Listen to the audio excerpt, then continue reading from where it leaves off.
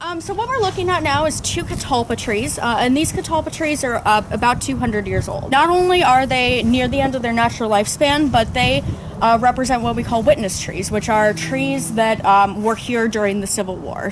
These two trees are particularly famous because after the Battle of Fredericksburg, when this is a Union hospital, one nurse who comes here who's pretty famous is a man named Walt Whitman. Whitman is a poet, but he comes to Fredericksburg because his brother was in the Union Army and was wounded here. But he notices how badly the Union Army needs nurses. So he stays on at Chatham for a couple weeks after the Battle of Fredericksburg as a nurse. And he writes an essay called The Wound Dresser about his experiences here. We think he mentions these trees in relation to the room at Chatham right next to the catalpa trees here. That room was used as the surgery room when surgeons in the Civil War are actually taking care of the wounded. Primary surgery being done at this time is amputations.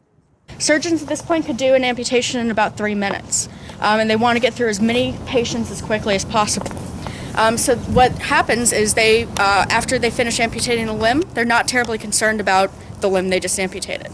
So they'll discard it. And Walt Whitman writes that he believes surgeons would actually throw the limbs out the windows and they would pile up kind of naturally next to these trees. So he writes in his essay, The Wound Dresser, a pile of limbs not large enough for a one-horse cart next to a tree not 10 yards from the front of the house. And as far as we can determine, he's talking about these trees right here. So not only do we have kind of human witnesses through their words and through their diaries and letters, but we also have kind of a physical reminder of what the landscape would have looked like during the Civil War.